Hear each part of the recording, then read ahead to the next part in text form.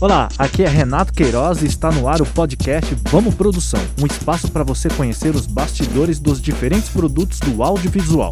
Sejam todos muito bem-vindos ao nosso primeiro episódio. Hoje nós temos uma convidada muito mais do que especial.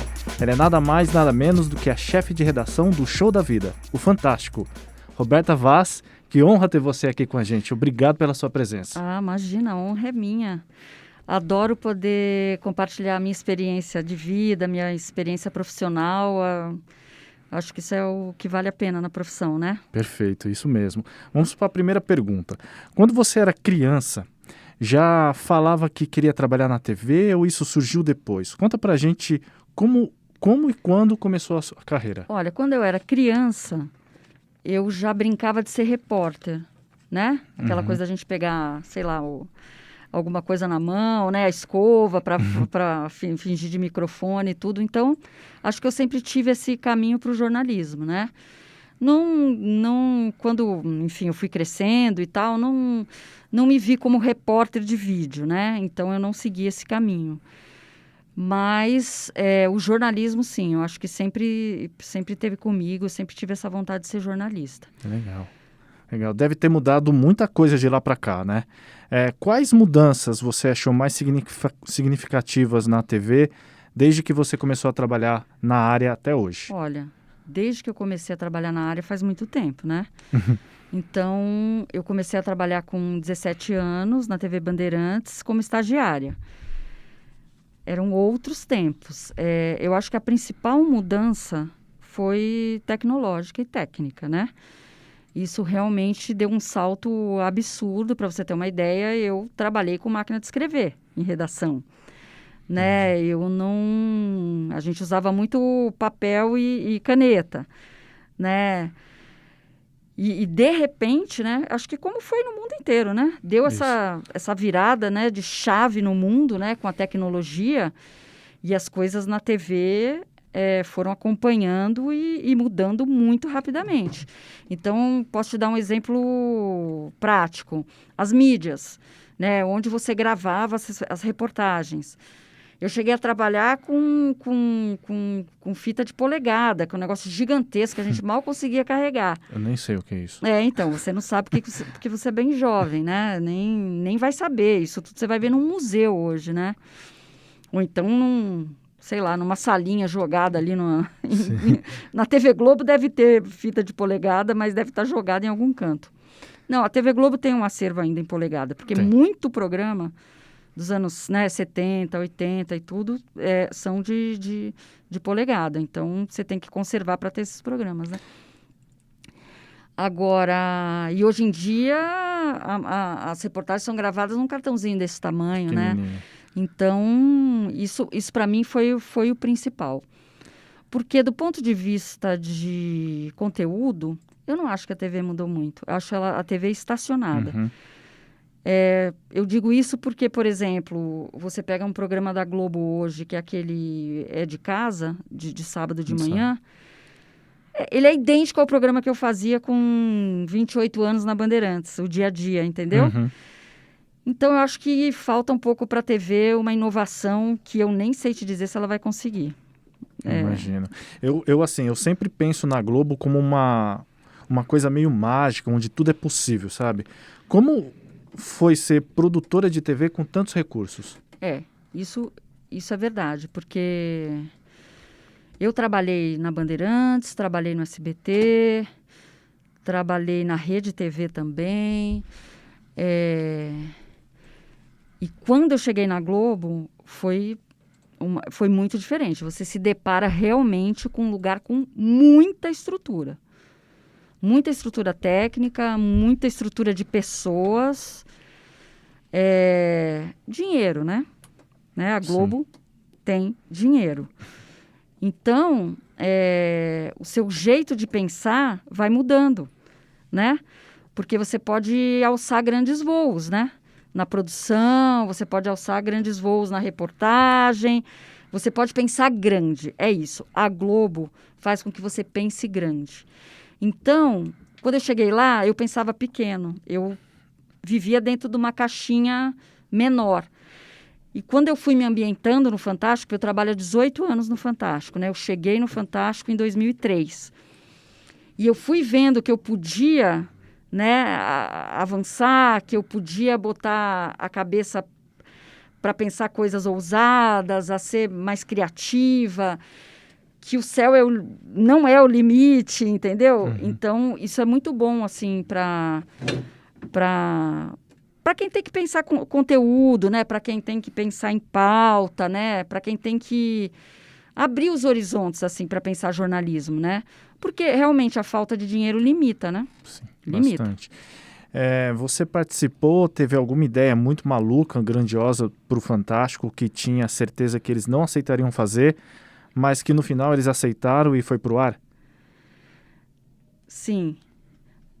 A piscina de farinha. A Piscina. piscina de farinha, isso lá faz tempo, hein, gente? Piscina de farinha. Mas agora que me vem na cabeça esse. Deve ter outros, mas a piscina de farinha foi um vídeo gringo que viralizou. Isso, não sei te dizer o ano. Que as pessoas corriam e se jogavam numa piscina de farinha. Uma grande bobagem, uma grande brincadeira. E aí eu falei, gente, vamos reproduzir isso no Brasil, né? A piscina de farinha, vamos chamar, enfim. Não, isso dá trabalho, isso é uma loucura, como é que a gente vai conseguir fazer? E no fim deu certo. O Fantástico fez a piscina de farinha, foi um sucesso, né? Deu até audiência e tudo, as pessoas comentaram. Então, acho que quando eu falo para você que a gente pode ousar e pensar, é isso, entendeu? Se você pensa em fazer uma piscina de farinha, dá. Dá certo. Dá certo. Eu imagino que muita gente que assiste ao Fantástico, outros programas semanais na TV, não tem dimensão do tempo que leva para garantir que tudo vai ficar pronto a tempo de ir para o ar. Conta pra gente como que é essa correria. Precisa de muitas mãos trabalhando juntas para dar certo? Muitas mãos trabalhando juntas.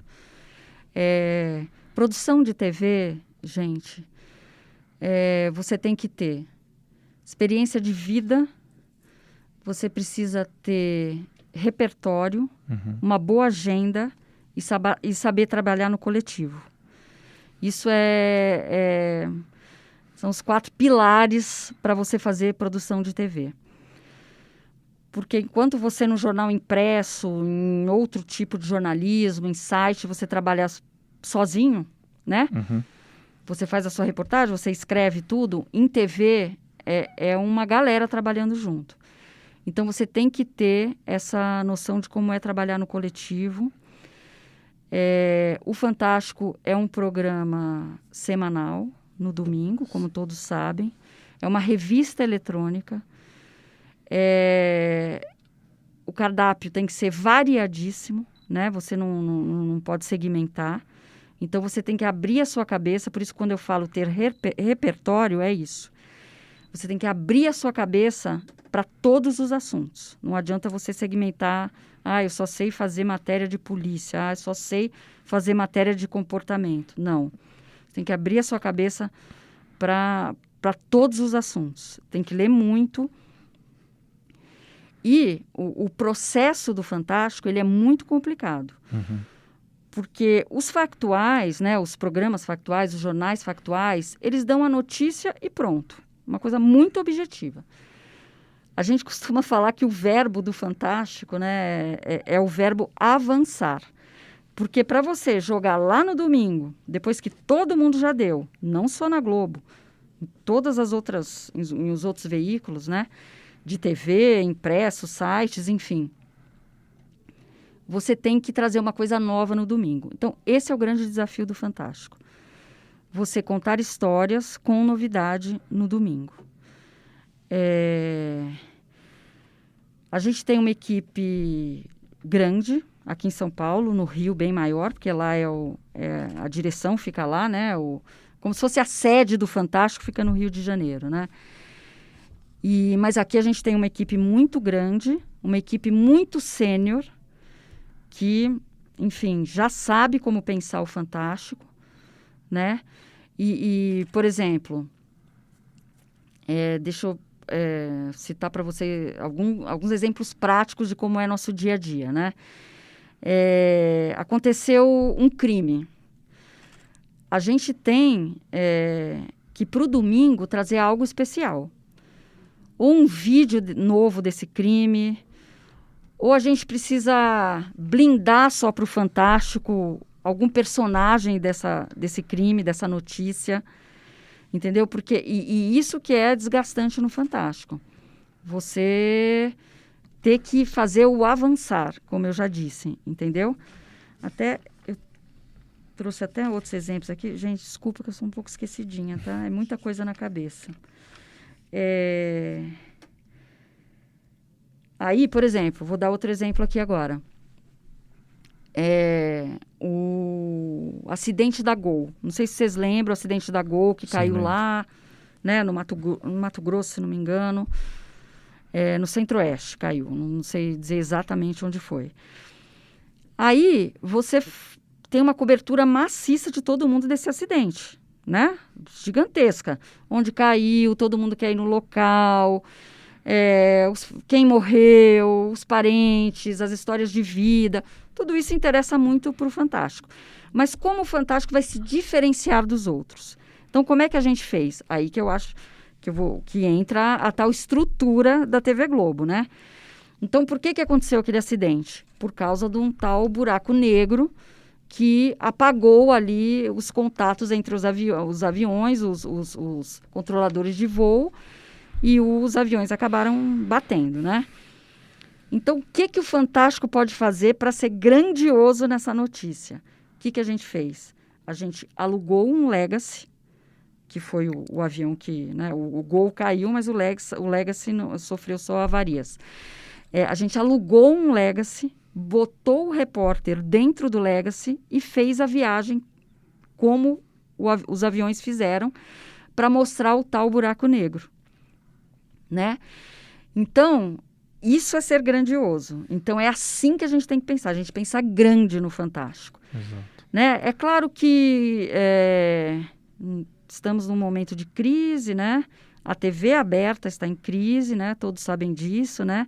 O streaming veio aí para ficar, né? Enfim, hoje a gente pensa um pouquinho, não tão alto. A gente pensa numa altura, acho que de ultraleve, talvez. A gente não sobe tanto quanto um avião. Mas ainda temos que pensar grande e ter boas ideias criativas, né? Nesse sentido, quais as qualidades você considera mais importantes em uma equipe de produção? Então, foi como eu já falei para vocês. Uma equipe de produção, ela tem que ter repertório.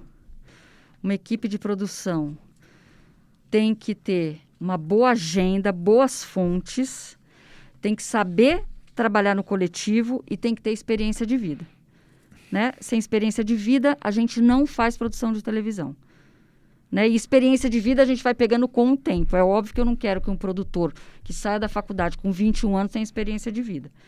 Né? Mas ele vai adquirindo. E isso vai fazendo com que um produtor de TV seja completo. Você foi chefe de produção, editora executiva e atualmente é chefe de redação de um formato super amplo, que é a revista eletrônica. Eu entrei como produtora também, tá? Como produtora também. Como produtora. Depois, só que eu fui ser chefe de produção. E nessa revista eletrônica tem jornalismo, prestação de serviço, humor, dramaturgia, documentários, música, reportagens investigativas, denúncias, ciência. Ufa! Você acha que eu ganho bem, né, para fazer tudo isso? Qual é o segredo para lidar com essa variedade de formatos ao mesmo tempo? Você pode acontecer de um quadro começar pensado em um formato e acabar em outro completamente diferente? Como que é? Pode. Eu não lido muito com os quadros e séries, mas eu acompanho, né, tudo que é feito no Fantástico. Assim, tudo que mede o nosso trabalho é a audiência, né? Exato. Às vezes você coloca um quadro no ar achando que vai dar muito certo, ele não dá, e ele tem que ter um desvio de rota para os próximos capítulos que vão ao ar, né? Por exemplo, eu posso dar uns exemplos aqui. O Fantástico é sempre muito inovador nos assuntos, né? Então, lá atrás, quando ninguém, né, pensou nisso, o Fantástico fez uma série sobre filosofia. Não deu muito certo. Foi prestígio, foi muito bacana, foi uma série muito bem feita, mas não deu muito certo na audiência, né? Para o público em geral, o público não se interessou muito por aquele produto. Aí a gente vive um perrengue, porque é uma série, né? Tem capítulos, tem começo, meio e fim, você não pode interromper no meio. E a gente tenta alguns recursos, editar com um pouco mais de dinamismo, mudar alguns entrevistados. Aí na edição, você tenta dar um jeito, né? Aí você fez uma primeira pergunta, antes dessa série de quadros, qual que era? Isso pode acontecer de um quadro começar... Não, antes disso você tinha a sua abertura da pergunta. Deixa eu ver aqui. Que Você foi chefe de produção, Sim. Produtora, editora executiva, e atualmente você é chefe de redação do Formato, que é uma revista eletrônica. Sim. Tem jornalismo, prestação de serviço, Sim. humor, dramaturgia, documentários, músicas, reportagens investigativas, denúncias, ciência, tem várias coisas. Tudo. Qual é o segredo para lidar com essa variedade de formatos, tudo ao mesmo tempo? Então, o segredo que eu falei é ter repertório e experiência de vida, né? O Fantástico é uma escola. Ele é uma escola. É um programa que dá muito trabalho. Porque as pessoas podem ter a impressão, é só domingo, né? Não se trabalha muito nos outros dias. Não. Se trabalha, assim, não vou dizer 24 horas por dia. Óbvio que não, ninguém trabalha 24 horas por dia.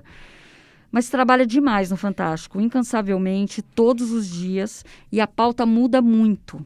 Então, o que você planejou de saída lá numa terça-feira, na quarta já não tem coisa não dando certo. Hoje mesmo, eu já tenho uma matéria que não está dando certo. E provavelmente ela não irá essa semana, porque a entrevistada não quer falar.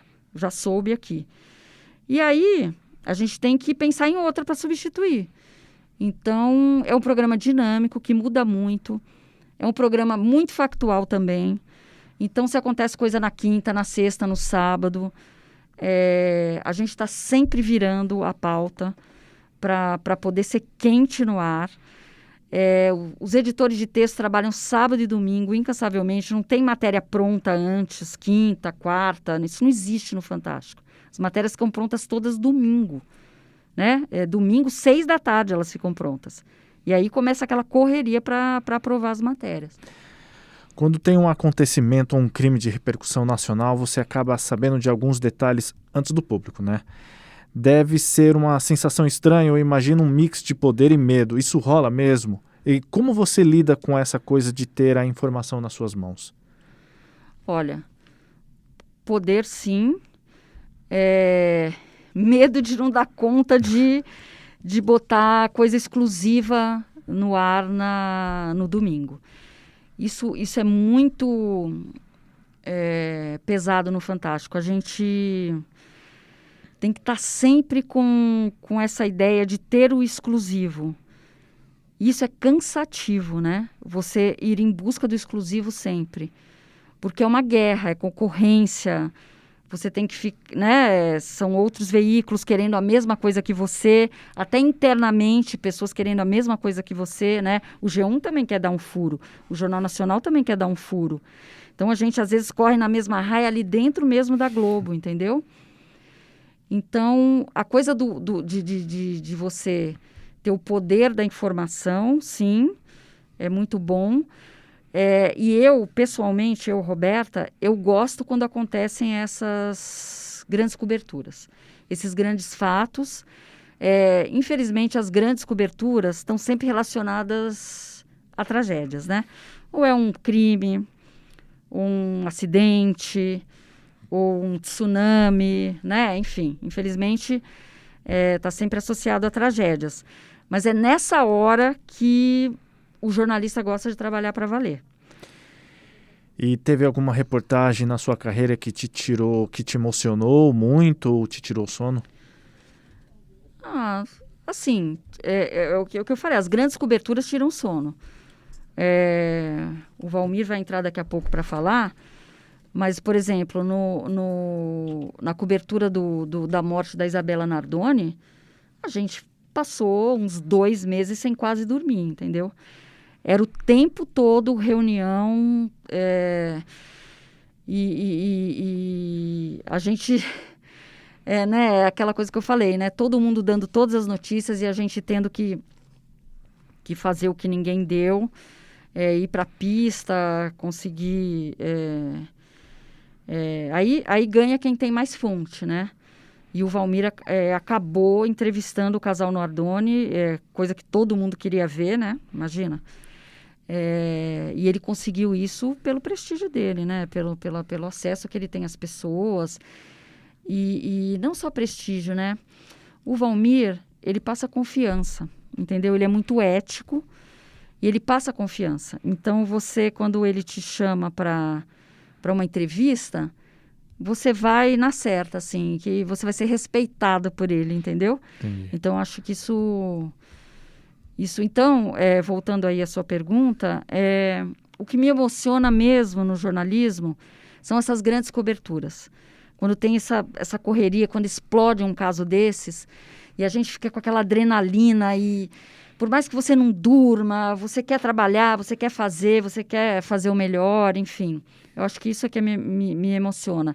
E fazer o Fantástico me emociona, né? Porque eu não me canso nunca de fazer o Fantástico.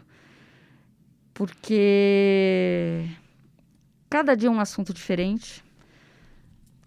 Cada dia é uma matéria diferente, um jeito de lidar, um formato diferente que a gente tem que pensar. A gente tem que se desafiar o tempo todo. Então, assim, é cansativo fisicamente, mentalmente, mas é apaixonante. Como jornalista, não tem programa melhor para fazer. Agora, num raciocínio inverso, você tem aquele trabalho que considera o seu filho, alguma coisa que você sente muito orgulho de ter feito? O meu filho? Então, no Fantástico, eu fui produtora por pouco tempo, né? Então, eu não posso te dizer ali que eu tenho uma reportagem que eu considere a minha melhor e tudo. Eu nem vou lembrar, porque faz tanto tempo isso que eu fui produtora. Mas, como depois eu virei chefe de produção, editora executiva, chefe de redação, eu considero cada matéria como um filho, entendeu? Cada materinha que eu tenho que coordenar, que eu tenho que pilotar, que eu tenho que prospectar ali para o domingo, que eu tenho... eu considero como um filho. Cada matéria que vai ao ar eu considero como um filho. E o que eu gosto mesmo é de lidar com gente. Esse aqui é meu grande barato. Então, eu estar ali lidando com a equipe 24 horas por dia é o que me apaixona no jornalismo e no Fantástico, entendeu? A gente não poderia deixar de fora dessa conversa a Covid-19 e os impactos que ela teve em todos os aspectos das nossas vidas. Mudou muita coisa no seu trabalho nesses últimos 2 anos? Muita coisa, porque veio o home office. Com ele veio um jeito maluco de trabalhar, sem rotina, reuniões o tempo todo, reuniões virtuais, que a gente não vê a cara das pessoas, que um fala em cima do outro. As reuniões demoram muito mais, são pouco objetivas. O jeito de fazer TV mudou, porque a gente precisou entrevistar todo mundo virtualmente. Isso coisa nova na nossa vida e que veio para ficar. Porque por mais que a gente esteja voltando para a rua, fazendo reportagem e tal, presencial agora, vai ter muitas vezes que a gente vai continuar fazendo via Skype, via Zoom, enfim. Porque é um jeito mais prático, né, de fazer. Tem entrevistas que não carece de você destacar uma equipe, atravessar a cidade inteira para fazer. Então, acho que o jeito de fazer virtualmente veio para ficar. Medo, né?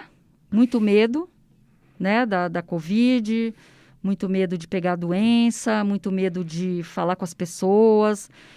E o jornalista não pôde parar.